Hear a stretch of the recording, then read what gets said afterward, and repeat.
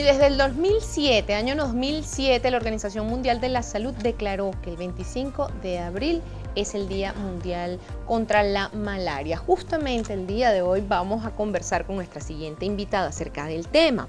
Nos acompaña en la mañana de hoy la doctora Patricia Valenzuela, quien es internista e infectólogo venezolana. Está con nosotros para recordarnos tantas y tantas cosas, y si no lo conocí, no sabíamos pues acerca del paludismo o malaria, pues aquí está la oportunidad de conocer, de informarnos. Así que la tribuna, como siempre, está ahí puesta para que ustedes participen. Redes sociales, @mujeresentodo.gv, preguntas que quieran hacer. Bienvenida, doctora. Buenos días, al programa. Por la invitación. Bueno, era necesario tenerla el día de hoy. Y vamos a comenzar, doctora. Paludismo, malaria, es lo mismo. ¿De qué estamos hablando? ¿Qué es esta enfermedad? Paludismo o malaria, es exactamente lo mismo, no hay ninguna diferenciación. Es una enfermedad que la produce un parásito del género Plasmodium y es transmitida a través de un vector. Ese vector es el mosquito Anófeles. A través de las hembras de este mosquito, pica al huésped, que es un ser humano, inocula o introduce los parásitos, el Plasmodium. Nosotros en el país tenemos 3 especies descritas: el Plasmodium falciparum, el ovale, bueno, el ovale menos frecuentemente, y el vivax. Estamos hablando, y comúnmente, todos los patas blancas, ¿o no, doctora? No, patas blancas es otra cosa. Ajá. Bueno, fíjense, porque aquí está lo importante de conocer realmente. Le tememos a los patas blancas y resulta que puede transmitir una enfermedad terrible como la malaria. Sí, lo que pasa es que el Aedes aegypti es el patas blancas y él transmite dengue, zika, chikungunya, y tiene la capacidad de transmitir también fiebre amarilla. Pero el Anófeles solamente transmite malaria o paludismo en determinadas zonas del país, como es el sur del país, el estado Amazonas, el estado Bolívar y Sucre. ¿Por qué? Porque en esas zonas la altura de las ciudades no es como Caracas, que está a 1000 metros sobre el nivel del mar. Por eso es que en Caracas no hay anófeles. Tienen las características ambientales para que el hábitat del mosquito anófeles esté presente, están en estos 3 estados principalmente. Cuando vemos casos de malaria fuera de estos estados es porque hicieron visitas recientes a estas ciudades y luego regresan a su domicilio y desarrollan entre 14 y 15 días promedio los síntomas y los signos de lo que es malaria. ¿La única forma, entonces, de contagio es a través de este mosquito? Sí, a través del mosquito Anófeles. Ajá. Ahora, doctora, algo que nos llama mucho la atención, y hemos leído tantas cosas, porque hay un repunte de la enfermedad en los últimos años. ¿Esta es una enfermedad que estaba erradicada completamente o estaba controlada en el país? En el país, erradicada como tal, no. Siempre ha circulado en estos estados, pero estaba muy bien controlada. Y de hecho hay un programa de prevención y de eliminación de malaria que tiene una serie de directrices que son muy buenas, que se adapta para lo que las pautas de Organización Panamericana de la Salud, que es el ente regional de la Organización Mundial de la Salud. Pero desde el 2016 para acá, al presente, ha habido un incremento a nivel mundial en 9 países particularmente. Y el país que aporta mayor número de casos es Venezuela. ¿Por qué? ¿Qué está pasando, doctora? Porque ¿la época? ¿Qué pasa? No, es una enfermedad que sobre todo la controlas a través de prevención.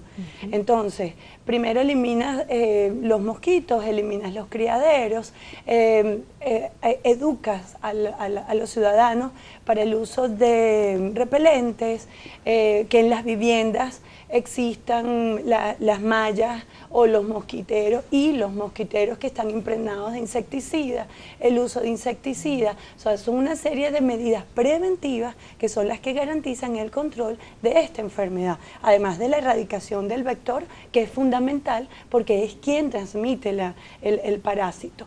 Entonces, todas estas medidas se han disminuido, quizás han desaparecido en el país por situación económica, por situación de disponibilidad de material de tela para hacer mosquiteros, de la tela para hacer las mallas que van en las ventanas, de insecticidas. Entonces, todo esto ha favorecido un incremento importante de los casos de malaria. Adicionalmente, el control desmedido de tala al sur del país donde lo vemos con el arco minero, donde no se hacen actividades legales y bien organizadas desde el punto de vista de salud y sanitario. Entonces todo esto contribuye a que haya un incremento importante en Venezuela de los casos de malaria. Venezuela cerró en el 2017 con un poco más de 200.000 casos. Y en lo que va del año llevamos aproximadamente un poco más de 200.000 casos. Es decir, la Organización Mundial de la Salud, en el último alerta que emitió a finales de enero y uno más recientemente, hace aproximadamente 2 semanas, menciona que existe el riesgo de que en Venezuela finalice 2018 con más de 500.000 o quizás 1 millón de casos de malaria.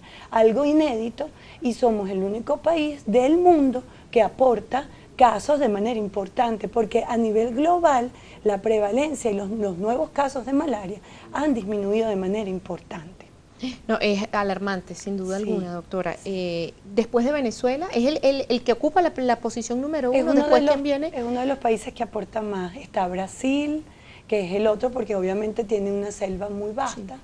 Pero nosotros somos de los principales porque no tenemos medidas de control sanitario, no tenemos medidas preventivas, ni educación, ni campañas educativas para la población.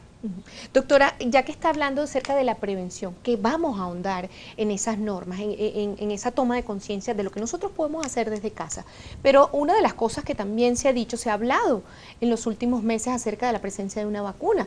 ¿Existe la vacuna? ¿Está la vacuna presente? No, para malaria no hay vacuna en el mundo.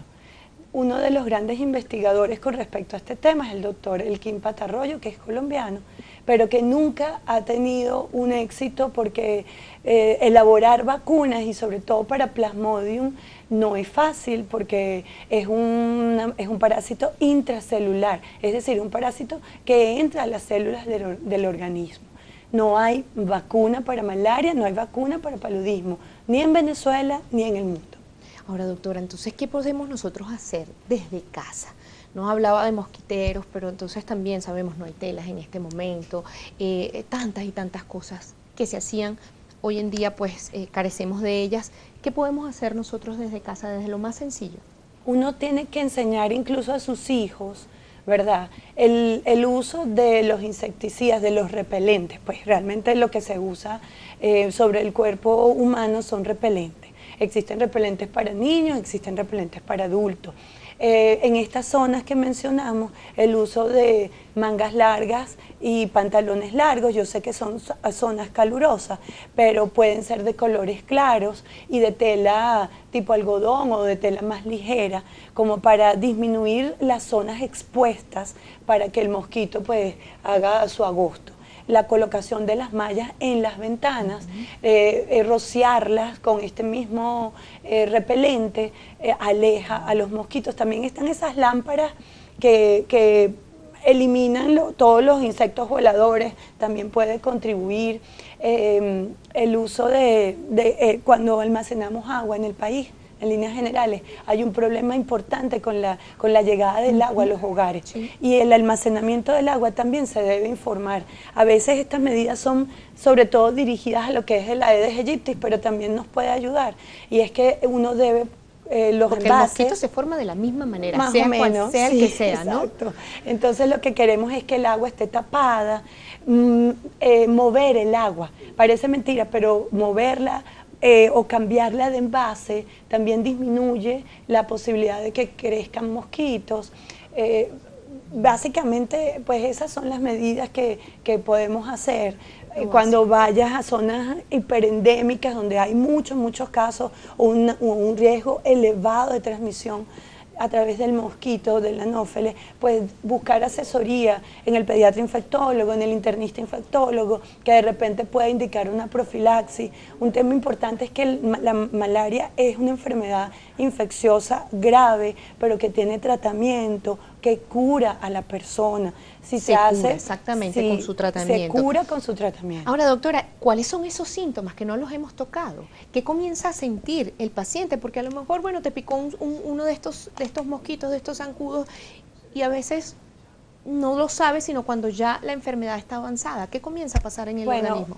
Malestar general, fiebre alta, escalofríos intensos, dolores musculares, pero que no son tan importantes como por ejemplo en dengue, pero sí puede haber bajas de tensión relacionados con el proceso, con el gancho febril.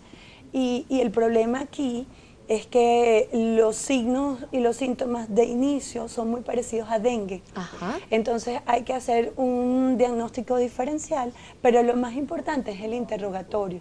Es el viaje o la salida de Caracas recientemente, en las últimas 2 o 3 semanas, a Sucre, Amazonas, al estado Bolívar. Eso sobre todo es lo que nos va a hacer pensar, este es un caso sospechoso de paludismo, de malaria, y en consecuencia pedir las pruebas diagnósticas, que en nuestro caso pues está la gota gruesa, donde se visualiza el parásito directamente. Hay una serie de pruebas diagnósticas rápidas que no están disponibles en todos los centros, pero nosotros en Caracas y en el estado Bolívar hay ciertas instituciones, sobre todo distritos sanitarios, que tienen a disponibilidad estas pruebas. Yo sé que se nos acaba el tiempo lamentablemente, pero por acá preguntan, ¿qué pasa si no se atiende a tiempo? Es importante. Puede ser mortal, la persona puede morir por malaria y por eso se insiste en la prevención, en la identificación de los casos y el interrogatorio a las áreas que mencioné, porque puede haber complicaciones, hacen anemia importante,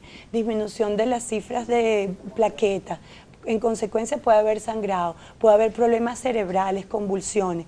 Es necesario hacer un diagnóstico precoz e iniciar un tratamiento precoz. Doctora, redes sociales o maneras de contactarlas, de llegar a yo, arroba pnoemi con H intercalada, ese es mi Twitter. Yo trabajo en Policlínica La Arboleda, estoy a la orden. Muchísimas gracias, doctora, porque este tiempito que estuvo con nosotros no sabe lo importante que es. Gracias a ustedes por la oportunidad. A tomar conciencia. Gracias, Silvia, por escribirnos, por hacer tu pregunta. Nosotros vamos a una brevísima pausa. Ya venimos con mucho más. Venimos con diseño venezolano y más cosas.